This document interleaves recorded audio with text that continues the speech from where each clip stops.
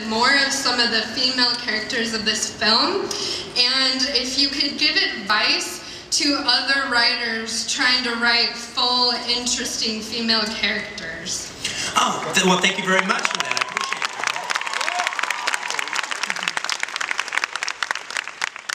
it. Well, you know, one of the things that's actually kind of, you know, one of the things in my work is I don't really do family dramas or anything like that. I usually do genre cinema. There'll be some family. Yeah, exactly.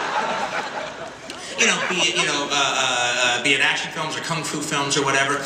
And in the history of genre cinema, there's been quite a few proactive, you know, female Avengers or warriors or heroes and heroines in this cinema. Not always in American cinema, but definitely in Hong Kong cinema and Japanese cinema and cinema throughout genre cinema throughout the world.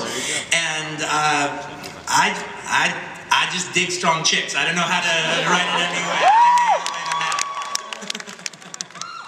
And now it's funny because one of the things in this movie, you know, some people have brought up about, you know, I would think that from the man who wrote Kill Bill, that I'd like to see the black heroine in this be kicking ass and doing this and doing that. And I go, well, that's not this story though. That's not this story. This story, to me, you know, there is an aspect of Broomhilda is a princess in exile. She, you know, if this is that kind of tale like I've been telling, Leonardo's Calvin Candy character, he's the evil king who has taken over and has ruined the countryside, ruined the kingdom, and is driving into ground and murdering people.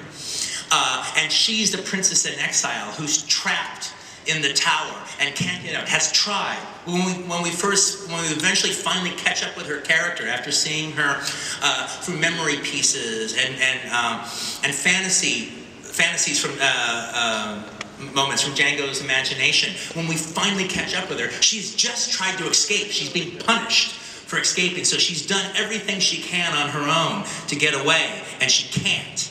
And she needs the love of her life to come down there and burn this motherfucker down. I think, you know, one of the things that Quentin does so beautifully, to speak to your question about advice and how, is that Quentin really, he doesn't just write strength for the sake of strength, he writes true characters. So, and he really thinks about the cultural and the psychological context of the character. So this is a woman who exists in a time when black women had to be independently strong because the destruction of the black community began with the breakdown of the black family. So black men and women were separated, not allowed to love each other, not allowed to be married, not allowed to have their own children.